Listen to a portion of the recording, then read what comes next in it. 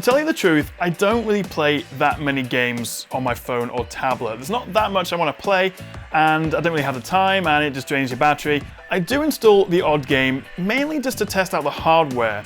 But the problem is, there's just not been that many new games recently that really are that graphically intensive and can show off the power of new hardware. I always seem to go back to Real Racing 3, Asphalt 8, or Modern Combat 5 to basically prove that a new phone is powerful enough to run these more graphically intensive games. But the problem is, they're all a couple of years old now, and any phone from 2016 or 2017 will run them almost flawlessly.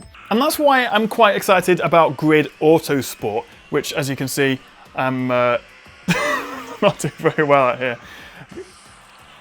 It's not gone well. You may know Grid and Grid Autosport from the PC or consoles, and it's developed by Codemasters, but this mobile version is made by a company called Feral Interactive. And they're saying that Grid Autosport offers console-level graphics on your phone. And I have to say, playing it does look incredible, and it's also genuinely nice to play something that isn't Real Racing 3 when I'm trying to show off the graphics on a phone. Right now, it is only for iOS, although they say an Android version is coming soon, and it is quite pricey at $9.99, that's the same in pounds and dollars. It's a pretty big game as well. You get 100 cars, 100 circuits, and also big in terms of storage space. It's a minimum 6 GB download, but then if you download the HD textures and also the car and track pack, which is all free, that adds on almost another 2 gigs, so they recommend 8 GB of storage space.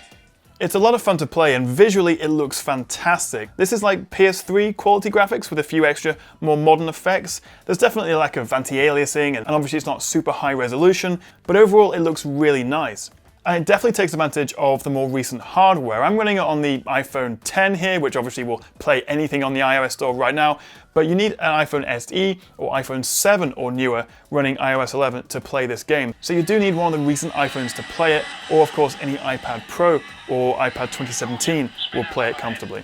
Of course, it's not all about graphics. A lot of what makes mobile games fun is not really about the textures and the graphical fidelity, it's about the gameplay and the mechanics. And obviously that is, for most people, a little bit more important. But at the same time, it is nice to show off the power and the hardware of your recent phones or tablets. And Grid Autosport really is one of the best looking apps out there on the market. And it's just quite nice, as I say, as a tech reviewer, to maybe use this in the future as a benchmark and to show off the best visuals possible on a phone or tablet, and not have to rely on Real Racing 3 or Modern Combat 5 anymore, because it feels like I've been doing that for years, as great as those games are.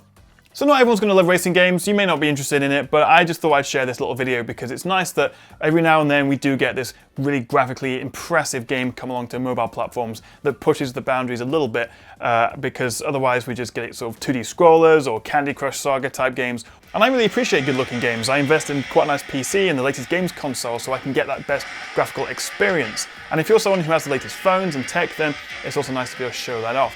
So that's Grid Autosport on the iPhone X. Let me know what you make of it in the comments, and also what games you play, if any, on your phone in the comments below. Thank you very much for watching, guys. Click that like and subscribe button if you enjoyed the video, or even if you didn't, click it anyway, why not? Helps me out. And I'll see you next time right here on the Tech Chat.